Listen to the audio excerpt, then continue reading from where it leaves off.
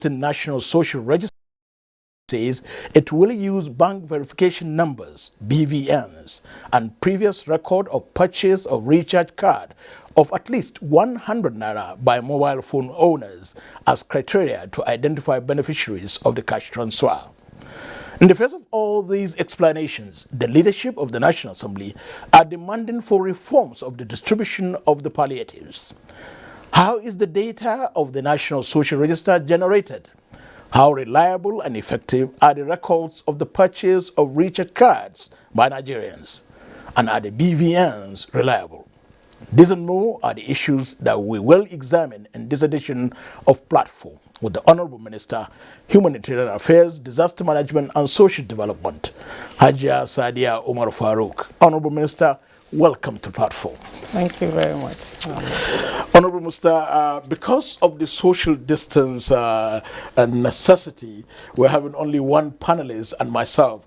Ruth Aguele is the assistant producer of this program and at the same time the only panelist that will be asking the questions along with myself. Once again, Honorable Minister, thank you for joining us in the studio on this special edition of Platform to look at the challenges of the distribution of palliatives across the country. It is a very huge task, no doubt. How has it been? Well, as you said, it is very challenging, but at the same time, we are committed to the cause of delivering these services to Nigerians. And we're trying our best to see that nobody is left behind. Okay, and since you're talking about nobody being left behind, for you, taking up this challenge, going from state to state, what's some of the experiences you've noticed concerning the beneficiaries and also from your interactions with some of the state governors where you go to distribute some of these palliatives? Well, I will say that, let me start with the state governments. The state governors are cooperating with us. They are also playing their own roles to see that the targeted beneficiaries are identified and these palliatives reach to them. For on the side of the beneficiaries, they look up to us and they are very happy that we have lived up to our responsibility by going there ourselves to flag up these programs and to assure them that this program is geared towards cushioning the effect really of this COVID-19 pandemic that is bedeviling us as a nation. So it is a story of people are being appreciative of what government is doing to them, and also we are getting the cooperation that we require from the stakeholders. Well, if you are getting the cooperation required from the stakeholders, let's go back to the basics. In my introduction, we talked about the need, your reliance substantially on the National Social Register. How is it that register generated, and how effective do you think it will be, or it has been? Well, let me start by saying that this is a program that has been in existence since 2016. The Conditional Cash Transfer program is a program targeted at poor and vulnerable households in our society. And the way these beneficiaries are identified is through community engagement. Members of the community come together. The leaders, the traditional rulers in that community come together to identify who really are poor and vulnerable in that community. And it is based on that that these beneficiaries are captured and they are put into the data. So it is a community engagement approach, so to speak. And as I'm talking to you, we have 2.6 million poor and vulnerable households in the National Social Register. And once you are in the register, then you will be enrolled into the National Social Beneficiary Register. That also goes through a process. So this is a program that has gone through this process, and we have beneficiaries on board. But with the coming of the COVID-19 pandemic, we were directed by Mr. President to give 2 months advance payment to these poor and vulnerable households. In the program, we give them 5,000 naira per month, and we pay them 2 months, 10,000. So with this directive, we now pay 20,000 naira per month to these beneficiaries. We've just started the February, March, April disbursement, and by next month we'll start the May, June disbursement. That's how it is being carried out.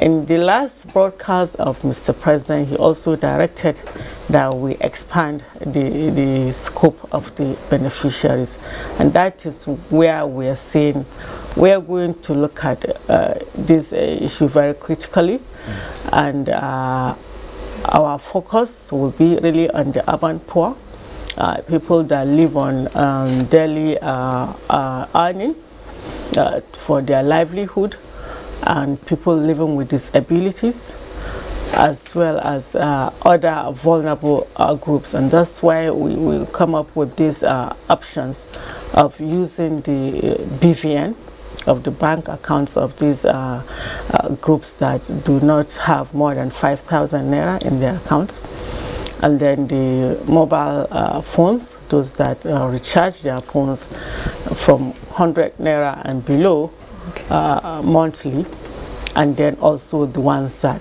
we have in the register already waiting for enrollment into the beneficiary That is the crux of the matter, yes. Because this urban poor are spread all over, and persons with disabilities are spread all over.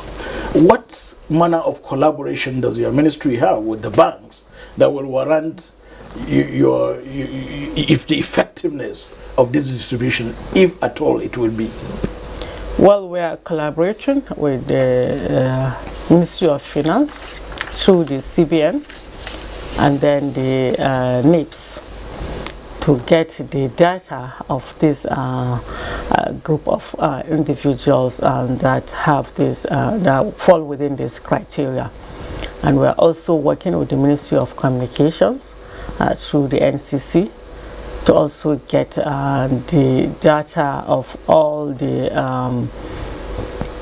telecom companies that have people that recharge their phones with 100 naira and below.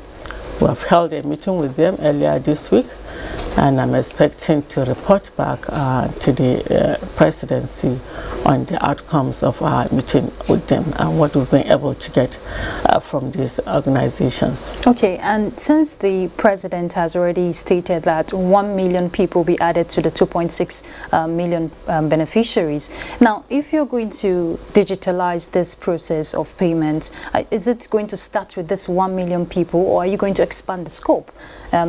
Also, how many states so far have benefited from this CCT? Well, for the purpose of this COVID-19, I think that's why Mr. President in his wisdoms directed that we expand the beneficiaries. So that's why I mentioned we are focusing on the urban poor that might not necessarily be in the register.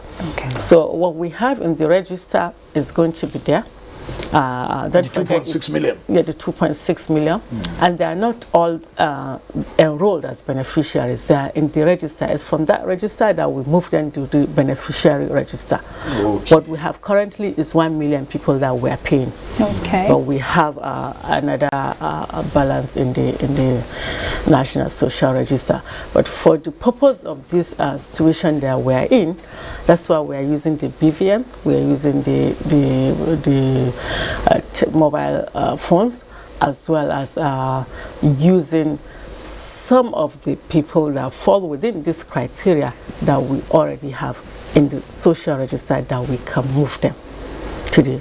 And before now, we have also had discussions with the social protection donor group of the UN, and they have agreed for us to also expand the rapid registration for the COVID-19 response by 1 million beneficiaries. So that while that is going on, we also have this directive that we're also maybe you need to explain this social protection group. What are they social protection donor group of the UN group. Okay, of the United Nations. Of the United Nations that has been chaired by the World Bank. It is a World Bank funded program anyway. It is this conditional cash transfer. So we have had discussions with them, and we have gotten approval to expand by another 1 million.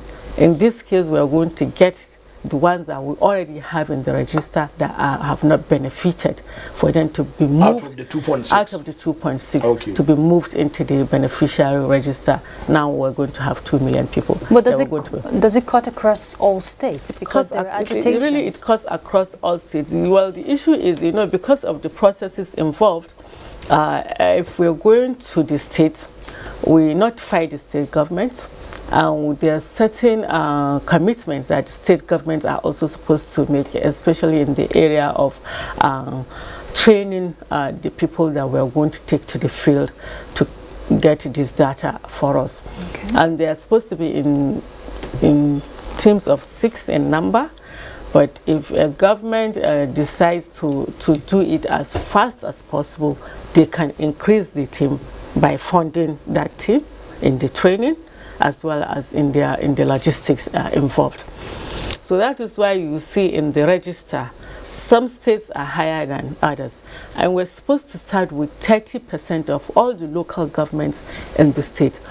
It's when we are able to saturate that 30% that we go back for another 70%. But some states were not really committed to the program up initial. And so that's why you see the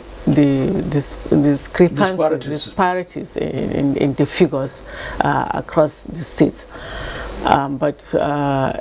For instance, like Ogun was not in the it's not in the program. Yeah, it was when I visited Ogun last week that we had very extensive discussions with the governor, and he realized the importance of this, now seeing that other states are benefiting. And then he, committed himself that he's going to, provide all the logistics involved to see that his people are also enrolled into the program. This area you need to really explain very well, because it appears this is where a lot of Nigerians appear to have some misgivings about the transparency or the accountability of the payments so far, or the distribution, if we can call it so. So you may have to go back a little and tell us, in the last 1 week or so, how much has been distributed and to what state, and what were the modalities, so that people will now know that there was really a transparent method of the activity. Well, as at last week, or as at early this week, 25 states of the Federation have been paid. And this is into hundreds of millions of naira. I cannot really say the exact amount. So it's going to be, let's roughly say 20,000 times. 20,000 times, depending on the number of beneficiaries in that state. Okay. But it's supposed to be 20,000 times 1 million people. If we are going to look at the entire, we're going to capture the entire people that are on the program. And don't forget, Ogun might join in. We are in the next Lagos in the next payment cycle. So the figures will increase definitely. And on the purpose of transparency and accountability, I think we've been transparent enough by going out there flag up this program to make sure that the beneficiaries are getting these monies as they are supposed to get them. And then it is a process that really involves, is a very tedious process, and we're disbursing cash for now, but the ministry is working on digitalizing this process end to end. But don't also forget the fact that we have some beneficiaries that are in the remotest parts of this country that are not on any banking system, and that they don't have any mobile telecommunication. So how do you reach them? So these people, you have to reach them, giving them the cash using the payment service providers as is obtainable now. But we hope that at least we'll be able to minimize to a very large extent, the usage of cash disbursement by the time we're able to digitalize this process end to end. And talking about this payment service providers, you terminated a contract of one just some days back, and you're also looking at the World Bank procurement guidelines. Now, for this World Bank procurement guidelines, would it apply to all states, talking about this payment service providers? Well, yes, it's normally the World Bank that does the processes of this procurement, because it's a World Bank funded project. But for the purpose of this particular vendor that we terminated the contract is because they have defaulted. They should have been in the program since last year, but they're not able to deliver this service, and we felt it's just very unfair to the beneficiaries to be really deprived of their entitlement or of their stipends just because of the fault of the vendor. So we felt we have done everything possible to see that they live up to the agreements of the contract, but they have defaulted, and so we were left with no option but to terminate that contract. Now we're going back to the World Bank to follow the procurement guidelines, but it's not going to be as tedious because we're not starting all over. Already we have some vendors in the program who have the capacity to deliver, so we're going to select one of such a vendor to now go ahead and provide this payment to these affected states. And these states are four. We have Bayelsa, Abuja, Akwa Ibom, and Zamfara State. And we hope that between now and the 28th of this month, we'll be able to take these payments to these beneficiaries. It's interesting that the Zamfara is your state and they are not being paid. Well, yes, this is where we find ourselves, but it's not about being my state, but it's about seeing to it that every state in the country benefits from this program. Now, why do you think, or rather, recently the leadership of the National Assembly had some misgivings about, and then they made demands about the need for reforms. That's the word they use. Reforms of the modalities or criteria for the distribution of the palliatives for COVID-19. What are their observations? What are you hearing from them? Because they went ahead to even hold a closed door meeting with Mr. President. We'll come to that. But what did they tell you in the closed session they held with you at the National Assembly? Well, Mohammed, you said it's a closed session. So it's a closed session is not something that I will discuss, but the bottom line is that the National Assembly members are very concerned about the modalities used, because as representatives of the people, they feel they are stakeholders, and really they are stakeholders. They are the people that represent the people from the grassroots. So whatever is going to these people, they should be involved. They should be part of it.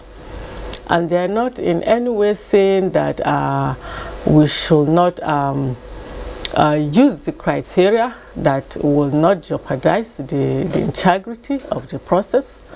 All they're saying is that they need to be carried along because they are the true representatives of the people, and most of these palliatives, you know, is geared towards this particular group of people. And so we have had very extensive discussions with them, and going forward we are going to look at all these issues and come up with the best way to you know, address these issues. So what are your thoughts? Let's remain in this. What are your thoughts with regard to carrying them along?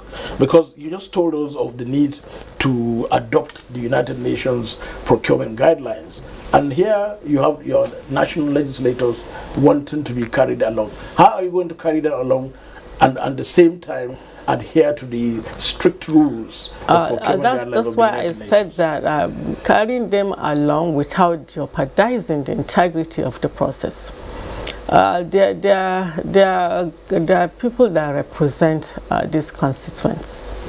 And I mentioned earlier that the process involves community engagement. So when we're going back to these communities, they are representing these people. So they will be part of those people that will be in the identification process, for instance. So it's not that is selecting the beneficiaries. Selecting the beneficiaries. Okay. It's not a one-man squad. It's not one person that will do it. It's a group of people that come together that are respected in that community to identify which households fall within the criteria set out, you know. And every community has its own poverty definition level. You know, what is poverty in this community might not really be the same in the other community. So I think we're all stakeholders in this, and the objective is to reach out to these particular groups, and I know that everyone will live up to his own responsibility. You know, I was listening to the radio this morning, and someone was saying they're also poor, that why are they not reaching out? So maybe for clarification, when you say criteria, what are the criteria for selecting these people? That's why I told you it depends on what the community defines as poor. Okay. Maybe this a community will decide this household really cannot feed 3 times a week, a day, 3 meals a day. That is maybe poor in that community. Or they will say, no, in this household, they cannot afford to take their children to school. That is another component of poor and vulnerable. And so on and so forth. So it is the community that really will determine what is poor and vulnerable in that community, and we work with that. Okay, so let's look at other palliative measures, food items also, and not just money. NEMA, we made to understand, is supposed to start a distribution of 45,000 tons of metric tons of food items to the affected states, Lagos, FCT, and Ogun State, out of the 70,000 metric tons. Have that distribution started? Oh yes, it has started. Mr. President directed that we'll be giving 70,000 metric tons of grains from the Strategic Grains Reserve by the Ministry of Agri. We have received these grains from Ministry of Agri. We are deploying these grains. As I'm talking to, the ones for Lagos have been deployed. The ones for Ogun have also been deployed. FCT, we have gotten some. We have some waiting that are coming in from Malaysia. So we have started the process, and we have a structure, the emergency response plan structure for distribution of these palliatives, food relief. It's a structure that has the national, states, and the local government. Every stakeholder is involved in this distribution. We have state SEMAs, we have local government committees, you know, they come together, they identify which location to take these palliatives to. And it's by a way of physical identification and data capturing of the poor and vulnerable, using the structure of the disaster response plan. This has been done, and I must say that the strategy used is we take 25% of the population. That is the target by the population of a state. 25%. It's a food package of the grains, 25 kg of each to each household. Okay, and also the president... I think there's a need for her to tell us what other things are in that package. Just grains or... Well, what we have in the strategic grains reserve is grains, sorghum, millet, maize, and gari. No rice. Those is what we have. The rice now is coming from Nigerian Customs Service. That's what I wanted to ask. That has also been directed, and the CJ Customs has directed that we'll be giving these items. We are still collecting the items, and I've already taken the ones for Lagos and Ogun. The one for FCT is to arrive maybe today or tomorrow, because we are bringing them from Lagos, while other states will also follow suit as we receive. No palm oil or sugar? No palm oil, no sugar for now, but there's vegetable oil in the package. Okay, and from the question I wanted to ask, following what you just said, it's supposed to be the president gave a directive for 150 seized trucks of rice, and so far, from what report says, you've collected just 40 trucks. Yeah. Have they given you reason why they're not releasing the rest? Well, they are still tallying the figures. They are still collating from different commands or from different locations. The ones we have been given now really is one in Lagos and One.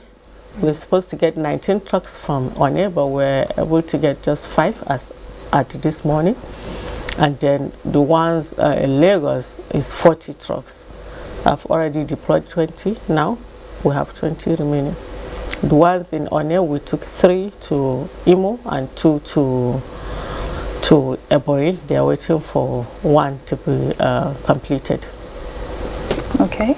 Now, there is also the issue of the trader money and for artisans, for petty traders, that you've already started distributing in Lagos and Ogun State, if I'm correct. Now, would that also extend beyond the lockdown states, that is talking about FCT, Lagos and Ogun State? Will it also extend to other states? Because other state governors are also imposing the lockdown restrictions on their states. So would it extend? And they have made, if I just can add, they have made comments and demands as to, under the governors forum, that is, that they are expecting the federal government to do something. Yes, hopefully we'll be able to do that, but we are still also waiting for directives in that regards.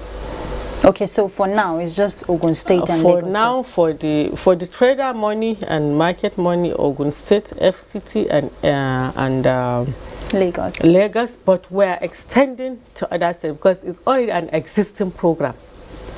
Other states are definitely going to benefit from it, but we're just starting with these 3 states. We still have something in the kitty for the other states. So for this particular program is go around the states where we have these beneficiaries. But for the food palliative, as I mentioned, on this strategic grains reserves is for these three states, while the rice from customs is going to all the states. Honourable Minister, your ministry has the mandate of coordinating all humanitarian activities of the federal government and of course Nigeria. We are told that the private sector coalition against COVID-19, the donations have now hit more than 19 billion naira. What exactly are the figures? Is it 19 or more than that? And if it is 19, where are we going with such monies? Well, I think what is happening in that private sector is that they are pulling these monies together, and then they're going to use these monies to supply or provide the needs of the country, be it medical or in palliatives. So it is a private sector arrangement. I think the chairman of the task force will be in a better position to really explain how that is happening. But you're a member of the task force. I'm a member of the task force. From what we've been briefed is that they're going to handle this intervention themselves by way of we send the needs of the country as it relates to this COVID-19, and then they'll provide for it. For the do you have an idea as to how much has been generated or collected so far? I don't. Now, let's look at another donation, the United Nations Basket Fund, that is appropriately called. It's supposed to be assistance from the coalition of the United Nations countries, and is supposed to be for equipment and other palliatives. How far so far in that regard? Well, I think the United Nations had come together also to donate, to have a fund for Nigeria. And just 2 days ago, the EU, visited Mr. President. I was in that meeting, and they have also pledged to donate 50 million euros to that basket. So this also is a basket that they're going to use the fund to provide for the country, for the country's needs, especially in medical equipments. 2 days ago, we received the first consignment from, I think, China, that is part of this donation of the UN basket. Okay. So that also is coming, so to speak, in kind, so to speak. So not everything is going to come in physical cash? No, not even anything. I don't think anybody is bringing for these two organizations, the UN and the private sector. They've not brought, they're not bringing anything cash. Okay, Honorable Minister, there is also one area of concern. The children are also on lockdown, and you mentioned the homegrown school feeding program that would extend to their homes. And a new measure you brought up was the voucher door-to-door. How are you going to achieve that? Well, that is also another directive by Mr. President, that we should continue the school feeding program, although schools are closed and children are back at home. So on this, we had discussions with the governors through the Nigerian Governors Forum, and we have come up with the modality, and this is the modality that was adopted to give them the dry food ration, or take-home ration to these homes where these children come from. We have a structure already that we are working with. We have vendors that provide the food raw materials to the cooks that cook the food within the same locality or the same community.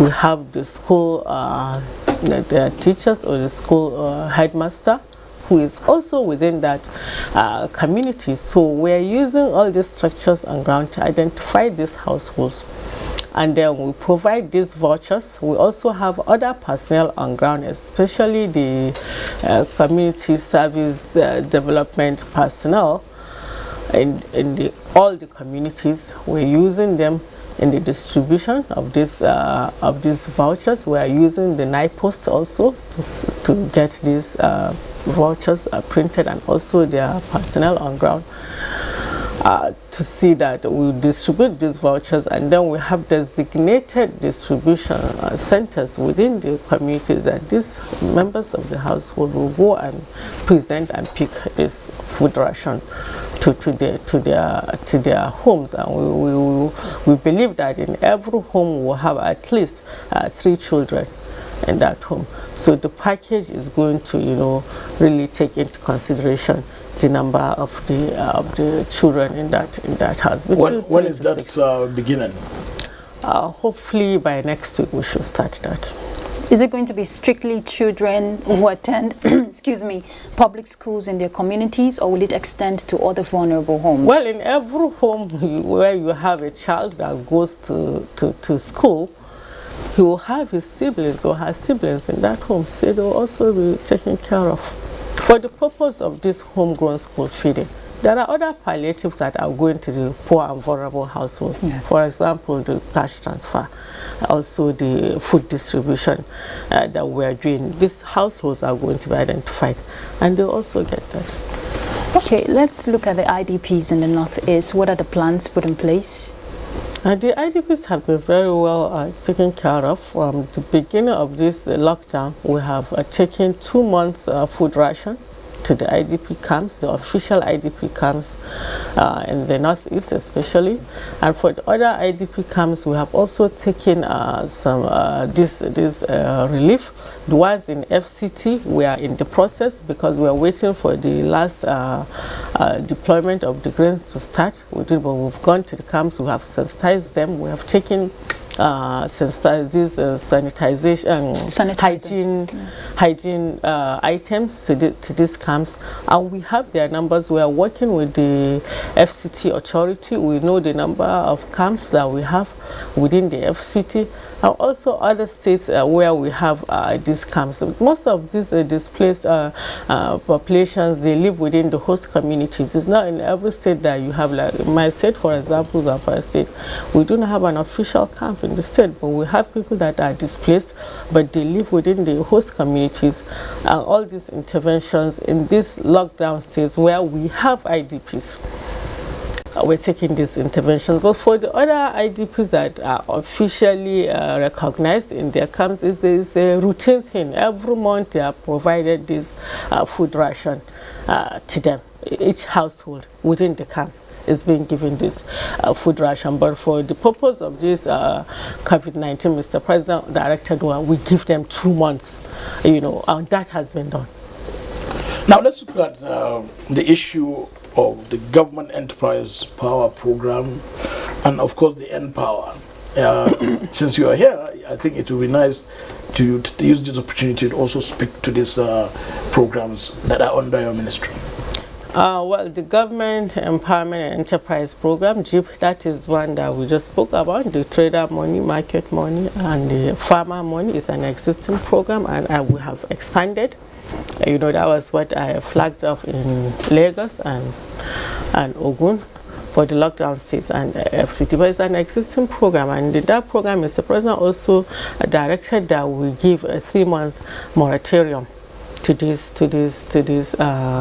beneficiaries. That has already been done. We have notified them, and then we have expanded.